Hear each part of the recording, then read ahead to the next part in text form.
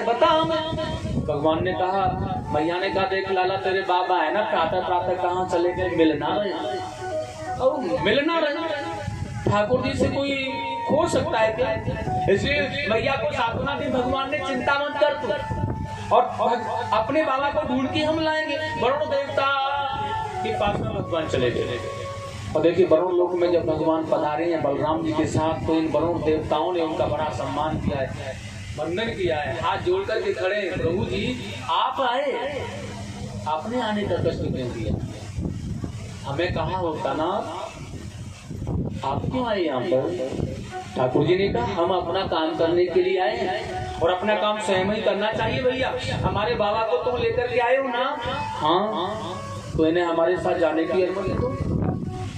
वरुण आदि देवताओं ने भगवान का पहले पूजन किया है, बहुत सुंदर सिंहासन पर बिठाल करके नंद बाबा देख रहे हैं, यह मेरे पुत्रों का पूजन कर रहे हैं। अद्भुत, यह कोई साधारण बालक नहीं है, भगवत कृपा प्राप्त हुई है। आज नंद राजा लेकर के आ गए, नंद बाबा को आनंद मग्न किया। बड़ा सुंदर भाव है। एकादशी का दिन तो आज भी है, और कौन कौन सा व्रत रहा है एकादशी का आज? देखिए मैं आपको बता दूं, एकादशी है ना, ऐसा मानो, क्या बताओ, जैसे कि नारी ने श्रृंगार कर लिया तो वह कैसी होती है, और अगर उसने श्रृंगार नहीं किया तो वह कैसी लगती है। ठीक हिंदू धर्म में एकादशी का व्रत नहीं किया जाता है, तो बिल्कुल ठीक उसी प्रकार से है उसका जीवन, बिल्कुल उसी प्रकार से जिसने एकादशी के व्रत का पालन नहीं किया। हिंदू धर्म में आकर ऐसा नहीं है कि एकादशी का व्रत ब्राह्मण ही करते हैं। अरे पंडितियों का काम है ये तुम्हारा, एकादशी का व्रत कोई ब्राह्मणों का काम नहीं, ब्राह्मणों का तो है ही है सर्वोत्तम। मैं तो ये कह रहा हूँ, हिंदू धर्म, अगर हिंदू धर्म में कोई एकादशी का व्रत नहीं करता तो वह उसका जीवन बेकार है, कुछ नहीं। और वैसे भी व्रत तो रहना चाहिए। व्रत रहने से अगर हम महीने में 2 व्रत रहते हैं ना, तो बीमारी नहीं होती, शरीर स्वस्थ रहता है। मशीन जो है शरीर की वह एकदम फिट रहती है, कोई परेशानी नहीं होती, कोई पीड़ा नहीं होती, आनंदमय रहता है बात व्रत रहने से। और एकादशी का व्रत तो रहना चाहिए भाई। एकादशी तो कभी तो ठाकुर जी के प्रति हमें अपना मन समर्पण करना चाहिए, कभी तो करना चाहिए कि नहीं करना चाहिए। एकादशी का मतलब ही भगवान के चरणों में समर्पण होना है। इसलिए एकादशी का हर हिंदू धर्म को व्रत रखना चाहिए। बिना व्रत के, जैसे कि बिना गुरु के जीवन बेकार है, ऐसे ही बिना एकादशी व्रत के जीवन बेकार। और रही बात, मैंने ऐसा सुना भी है, कुछ लोग कहते हैं महाराज जी एकादशी व्रत में रहने के बाद बहुत बड़ा अनुष्ठान करना होता है, बहुत ज्यादा धन खर्च करना पड़ता है, इतना पैसा कहाँ से आएगा, हम कहाँ से लाएंगे, क्या करेंगे, इतने ब्राह्मण, इतना यह, इतना वो, ये वो, कैसे करेंगे फिर, हम तो गरीब आदमी हैं महाराज, हम एकादशी का व्रत कैसे कर पाएंगे। तो उनके लिए बड़ा अच्छा सा उपाय, ऐसा सामर्थ्य है तो करो, ब्राह्मण को जमाओ, दक्षिणा दो, अच्छी बात है। सामर्थ्य नहीं है ना, तो जिस दिन एकादशी का व्रत किया दूसरे दिन ही परायण करते समय हो सके तो एक ब्राह्मण को साथी जमा दो, नहीं तो गाय को जितना ब्राह्मण को आहार दिया जाता है उतना जमा दो, बस साथ ही साथ परायण करते रहो ना। फिर तुम्हें परायण करने की कोई आवश्यकता नहीं, अगर सामर्थ्य नहीं है फिर कोई जरूरत नहीं परायण करने का। इसलिए एकादशी के द्वादशी में जब व्रत खोला जाता है, परायण किया जाता है, उसी समय माता गाय को प्रसाद खिलाओ, या फिर ब्राह्मण को हो सके तो, नहीं तो फिर वही एक ब्राह्मण के जीविका के आधार का माता गाय को खिला करके संतुष्ट कर दो और आनंद लो जीवन का। एकादशी जीवन में करनी चाहिए। देखिएगा भगवान कृष्ण जी ने युधिष्ठिर जी से कहा है, ज्येष्ठ मास के कृष्ण पक्ष की एकादशी का नाम क्या है? अपरा एकादशी। आज के दिन की जो है ध्यान रखना है, अपार संसार समुद्र से पार करने वाली है यह एकादशी, जो इसे व्रत रखता है। बड़ी सुंदर है। इस व्रत से महापापियों का नाश होता है, बड़े बड़े पापियों, शत्रुओं के भय को नष्ट करने वाली है ये एकादशी। बड़ा सुंदर का है, जो क्षत्रियों का पुत्र युद्ध भूमि में पीठ दिखाकर भाग जाए, धर्म शास्त्र से उसे नरक का अधिकारी बनना पड़े, यदि वह भी एकादशी का व्रत कर लेता है तो वो नरक के द्वारों की बंधन से मुक्त हो जाता है। ऐसा फल अपरा एकादशी के अंदर है। निश्चय ही वह स्वर्ग के लिए चला जाता है। और जो माता पिता तथा गुरु की निंदा करता है, नीति की, उसे नरक में जाना है नीति के अनुसार, उसे कोई नहीं रोक सकता। जिसने माता पिताओं की निंदा की है, गुरु जी की निंदा की है, उसे संसार में नरक में जाने से कोई नहीं रोक सकता है। परंतु अपरा एकादशी का व्रत तो उसे भी वैकुंठ का अधिकारी बना देता है। जो फल भद्र का आश्रम में निवास करने से मिलता है सो अपरा एकादशी के व्रत से मिलता है। जो फल सूर्य ग्रहण के समय कुरुक्षेत्र में स्नान करने से मिलता है वह फल एकादशी व्रत से मिलता है। ब्याही को दान करने से जो फल मिलता है, अपरा एकादशी के व्रत करने से वह फल मिलता है। नाना प्रकार के फल है। पाप रूपी मृग उसे देख करके दूर भाग जाते हैं जो एकादशी का पावनी व्रत रहता है। और उसके विषय में तो मैंने तुम्हें बता रखा है कि व्रत को कैसे करना चाहिए, क्या करना चाहिए, इसके विषय में तो मैंने 2 दिन चर्चा की है एकादशी। लेकिन आज फिर कहा है इस विषय में एकादशी का व्रत हमें ज्यादातर रखना चाहिए। वैसे तो हम ठाकुर जी की पूजा करते हैं लेकिन एकादशी का व्रत नहीं। वैसे तो गुरु मंत्र लेकर के जाप करते हैं, एकादशी का व्रत नहीं करते, ये ठीक नहीं है।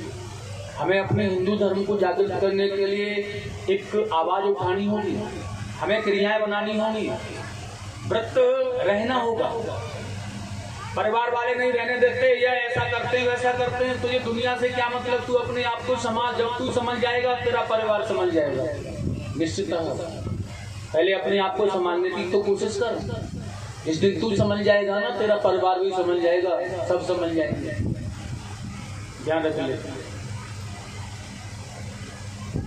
पैदा होने से पहले तेरे माँ बाप थे और तू था। तेरे आने के बाद में तेरे पुत्रों की बहू आदि बेटियां तो आए, लेकिन वो तेरे बाद ही तो आए। इसलिए पहले तू समझेगा तो वह भी समझ जाएंगे। हमें समझना होगा। जब तक हम नहीं समझेंगे कोई समझ नहीं सकता। हम सतमार्ग पर नहीं चलेंगे, हम सदगुरु नहीं बनाएंगे ना, बच्चों के अंदर ख्याल नहीं आ सकता कि गुरु क्या होता है, गुरु कैसा होता है। जब हम सदगुरु बना करके बैठेंगे, भजन करेंगे, ध्यान करेंगे तो आगे आने वाली पीढ़ी में भी सद्भाव आएगा। हमारे पिताश्री ऐसा किया करते थे, हमारे पिताश्री ने ऐसा किया था। हमारे बच्चों पर हमारा वह अक्ष पड़ेगा, असर पड़ेगा तो वह भी ऐसा करेंगे। उनके बच्चों पर अक्ष पड़ेगा तो उनके बच्चे भी ऐसे करेंगे। सनातन धर्म को सुरक्षित रखने का इससे बड़ा कोई सौदा नहीं है संसार में। क्या अगर अपने सनातन धर्म को, हमें अपने आप को सुरक्षित रखना है तो इन सभी बातों का ख्याल रखना पड़ेगा।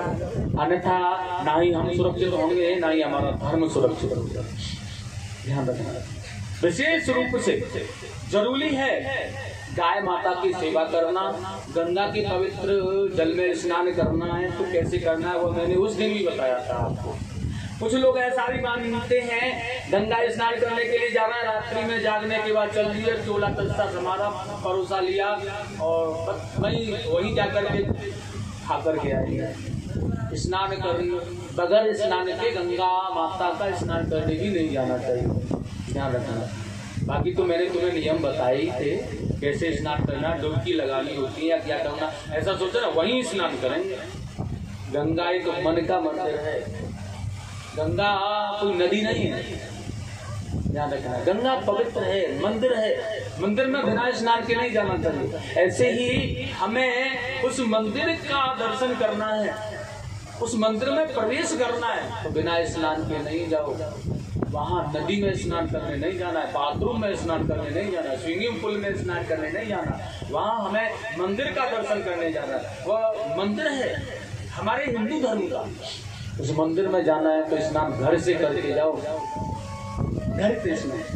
हाँ, माता गंगा के आंचल में जाकर के गोता लगाओ, लेकिन घर से भी पहले स्नान करके जाओ।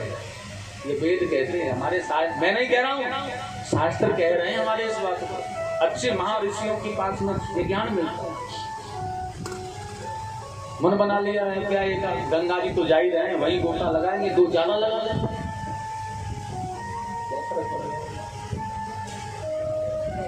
हो सके तो गाय को भी पालना चाहिए हमें। हिंदू धर्म में एक गाय तो अवश्य ही पालनी चाहिए।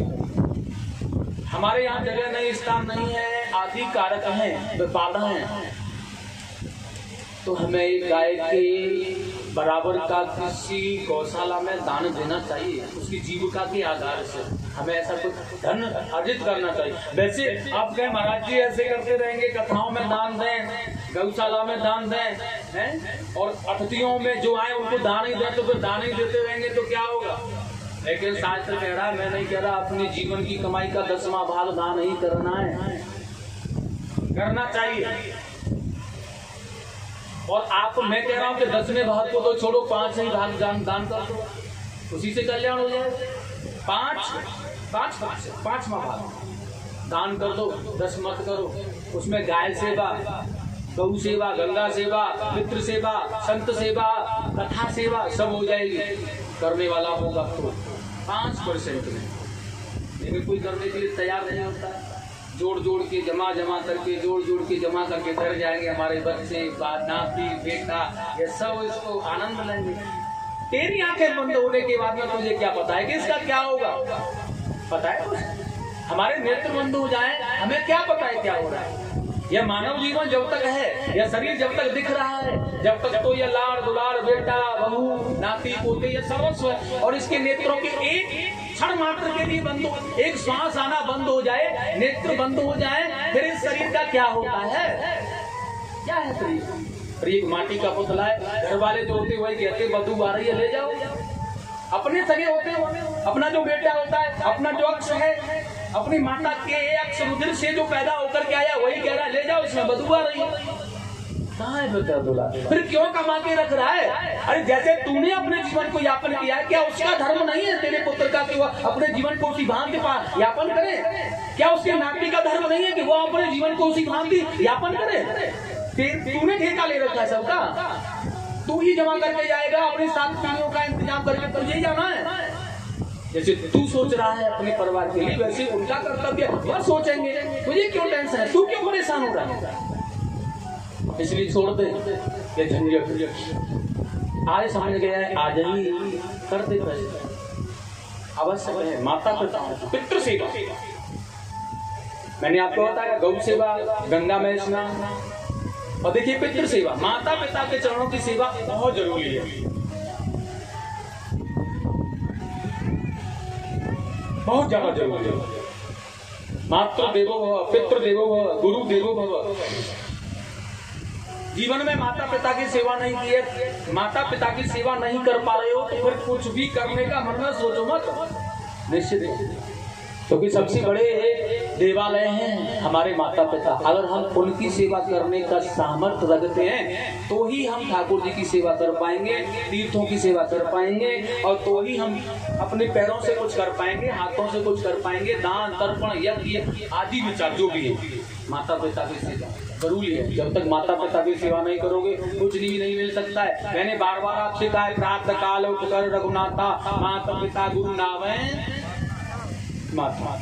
जरूरी है, क्या फर्क पड़ रहा है माता पिता के चरण स्पर्श करने से? महाराज जी हमारे माता पिता हमारे पास नहीं रहते तो फिर चरण स्पर्श कैसे करें?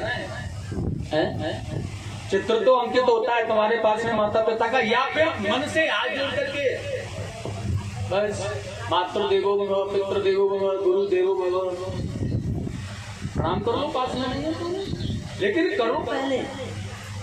ऋषियों की पद्धति में कितना बड़ा प्रसंग आया है महाराज के पहले। आज भी मैं देखता हूँ कुछ बुजुर्गों को, आज भी मैंने देखा है, सभी करते हैं।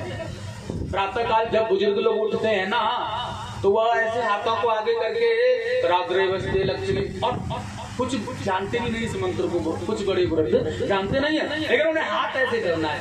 उन्हें अपने बुजुर्गों की पद्धति याद है, उनके दादा बाबा करते होंगे तो उन्हें भी ख्याल है, इसलिए जागने के बाद तुरंत ऐसे हाथ करेंगे, चाहे मंत्र याद नहीं है उन्हें, और ऐसे थोड़ा पहले ऐसे फिर ऐसे देख करके कर और फिर अपनी दिनचर्या करते हैं प्रारंभ।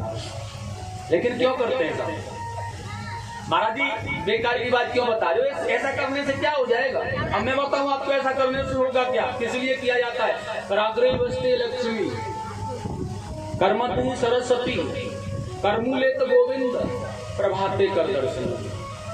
अब क्यों है बेकार में झंझट में क्यों डाल रहे हो सुबह सुबह जागने के बाद। लेकिन सुनो, इसमें एक बहुत बड़ा रहस्य छिपा हुआ है, बहुत बड़े जीवन का रहस्य। और रहस्य क्या है?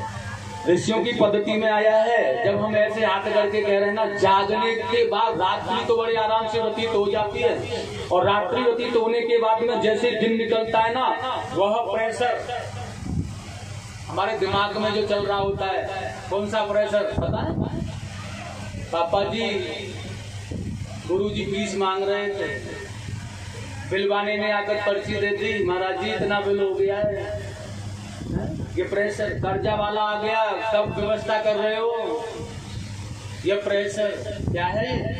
रात्रि में तो कोई नहीं आ रहा, लेकिन दिन निकलते ही सबसे पहले क्या जरूरत पड़ेगी? किसकी जरूरत पड़ेगी? दिन निकलते ही सबसे पहले लक्ष्मी की जरूरत है, क्योंकि बिना लक्ष्मी के कार्य नहीं होगा, कोई बिल्कुल भी नहीं हो सकता। ठाकुर जी की पूजा भी करोगे स्नान ध्यान से, तो लक्ष्मी जी की आवश्यकता पड़ेगी। मनमुखी पूजा तो नहीं कर सकते ना हम, क्योंकि हमें तो दीपक जलाना है, अगरबत्ती जलानी है, ठाकुर जी को पोशाक पहनानी है, श्रृंगार भी करना है, वहाँ भी लक्ष्मी की कुछ आवश्यकता है ना। घी का दीपक जलेगा, पोशाक भी आएगी, मुरली भी होगी, ठाकुर जी की चंदन भी होगा। किसी भी कार्य को लेने के लिए लक्ष्मी की आवश्यकता है हमें। जमीन पर पैर रखेंगे, माता पृथ्वी की गोद में पैर रखने से पहले लक्ष्मी चाहिए। राग्रही वचली लक्ष्मी, हे माता लक्ष्मी आप हमारे जीवन में आओ। तो ये किसके लिए है? मेरे लिए या तुम्हारे लिए? अब सुनो दूसरी बात, कर्मदे सरस्वती, बिना सरस्वती, क्योंकि सरस्वती किसको बढ़ाने वाली होती है? हमारी बुद्धि के प्रकाश। इसलिए कह दो, क्योंकि बिना सरस्वती के हमें यह जानकारी नहीं मिल सकती, हमें विवेक, बिना विवेक के यह जानकारी नहीं मिल सकती, यह लक्ष्मी कैसे आएगी? बिना सरस्वती की कृपा के नहीं हो सकता। इसलिए कर्मदे सरस्वती, माता सरस्वती को बनाना है हमें अपने जीवन के लिए, मेरे जीवन के लिए। कर्मूले तो गोविंद, सुनो, यह माता सरस्वती और माता लक्ष्मी बिना गोविंद की कृपा के नहीं आएंगी।